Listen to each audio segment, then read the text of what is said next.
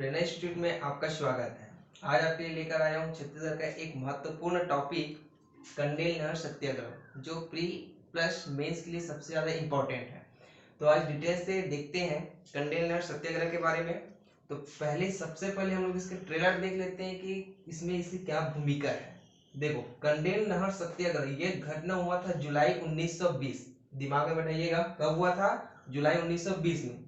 इसका नेतृत्व जो किया था वो किया था पंडित सुंदरलाल शर्मा, और इसका साथ दिए इसके दो दोस्त नारायण राव मेघावाली और बाबू छोटेलाल श्रीवास्तव ने।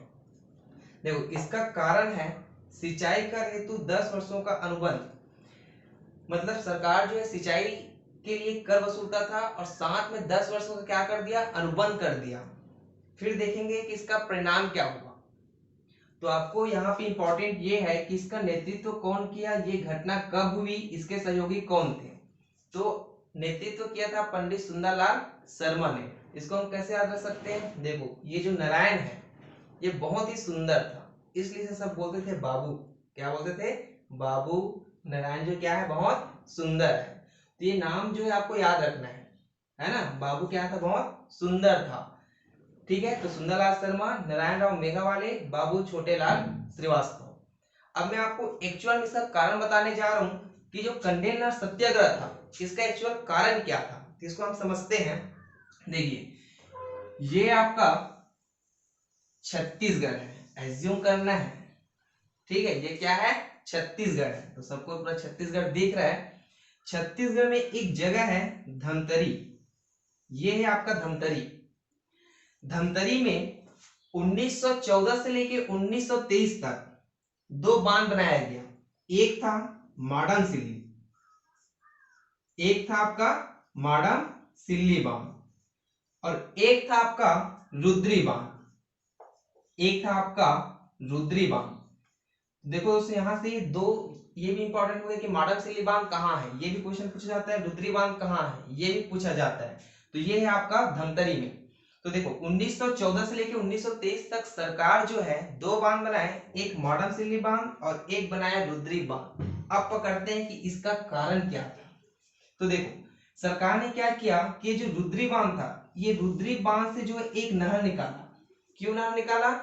किसानों को जो है सिंचाई प्रदान करने के लिए, है ना। किसानों को जो है सिंचाई की सुविधा के लिए कहां से निकाला? वो रुद्री बांध से निकाला। रुद्री बांध से एक नहर निकाला। ठीक है, ये हमने निकाल दिया नहर। ठीक है, लेकिन इस जल का उपयोग करने के लिए किसानों को कर देना पड़ता था। क्या देना पड़ता था? कर।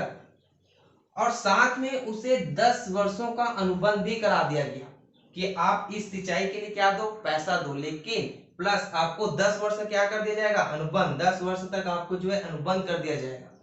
और इसकी जो राशि था दोस्तों, इतना ज्यादा था कि कोई भी किसान क्या पैसा नहीं दे पाते थे, है ना। किसान क्या करते थे? पैसा नहीं देने में क्या थे? असफल थे। और सबसे मेन पॉइंट है कि 10 वर्ष का अनुबंध ही कर दिया। तो यहां तक समझ में आ गया कि कहां से नहर निकाला गया? रुद्री बांध से। ठीक है, अब देखो, यहाँ पे सरकार जो है सफल नहीं हो पाया। वो क्या हो गया? अनसक्सेस हो गया। उसके बाद सरकार का माथा हो गया एकदम खराब। क्या हो गया? खराब हो गया। तो वो एक षड्यंत्र रचा गवर्नमेंट। कैसे षड्यंत्र रचा? देखो, बहुत ही इंटरेस्टिंग यहाँ पे कहानी है। वो क्या किया, इस क्षेत्र के कम से कम 5 गांव, कितने गांव? 5 गांव, 5 गांव के पूरा किसान को वो जो है इस षड्यंत्र में शामिल करना चाह रहा था। और इसके लिए उन्होंने क्या किया, अगस्त की एक रात को जो है वो रुद्री बांध से पूरा पानी छोड़ दिया गया। ये 5 गांव में जो है जबरदस्ती क्या कर दिया गया? पानी छोड़ दिया गया। अब सोचो क्यों पानी छोड़ा? किसानों को फंसाने के लिए, है ना। तो देखो, ये जो पानी छोड़ा गया, लगभग 5 गांव इसमें शामिल हो जाए और वो किसान फंस जाए कि लोग पानी का क्या किया है? उपयोग किया है। मतलब वो एक्चुअल में ऐसा फंसाने वाला था कि ये गांव के किसान जो है पानी का क्या किया है? चोरी किया है ना। और जैसे ये रात को पानी छोड़ा, इंद्रदेव भी बहुत ही जबरदस्त रोल किया। क्या किया? रातों रात, उसी रात को जो इतना तबाही मूसलाधार बारिश हो गया कि इन लोग का षड्यंत्र हो गया चौपट, तो इन लोग का माथा और क्या हो गया, बहुत ज्यादा और खराब हो गया। तो क्या किया, जबरदस्ती इन लोग बोल दिए कि ये किसान जो है पानी का क्या किया है, चोरी किया है, और जबरदस्ती जो है क्या किया, 4033 रुपया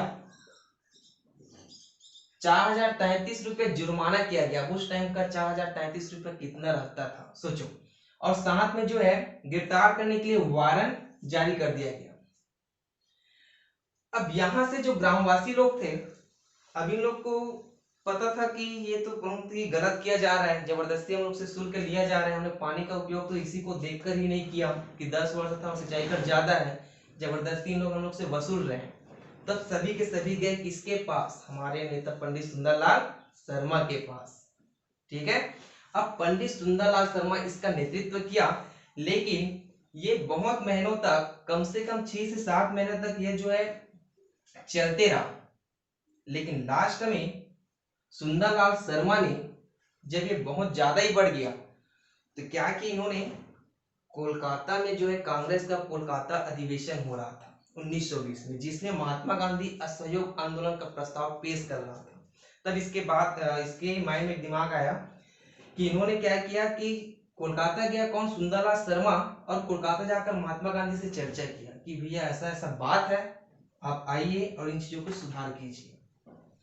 अब बापू का इतना खौफ था कि जैसे ही अंग्रेज लोग सुने कि महात्मा गांधी जी छत्तीसगढ़ आ रहे हैं, ठीक है, महात्मा गांधी जी छत्तीसगढ़ आ रहे हैं, जैसे ही उन्होंने सुना कि महात्मा गांधी आ रहे हैं, डर के मारे वो क्या किया, जितना भी पैसा वसूला था, हाँ, जितना भी पैसा वसूला था उसका आधा वापस किया, फिर 3/4 वापस किया, और लास्ट में पूरा क्या कर दिया गया, माफ कर दिया गया। मतलब ये सत्याग्रह ऐसा हुआ कि महात्मा गांधी के आने से पहले क्या हो गया, समाप्त हो गया। तो एक क्वेश्चन पूछा गया था दोस्तों कि महात्मा गांधी का छत्तीसगढ़ आने का उद्देश्य क्या था। क्वेश्चन में यह था कि कंडेल नट सत्याग्रह में भाग लेने हेतु, लेकिन वो भाग लेने हेतु नहीं आया था, वो तो उसके आने से पहले ही समाप्त हो गया था। उसको चलाना था असहयोग आंदोलन। तो उनको एक मौका मिल गया कि साथ में मैं क्या करूंगा, असहयोग आंदोलन के लोगों का समर्थन प्राप्त करूंगा। तो नेक्स्ट भाग में हम देखेंगे महात्मा गांधी का छत्तीसगढ़ आगमन।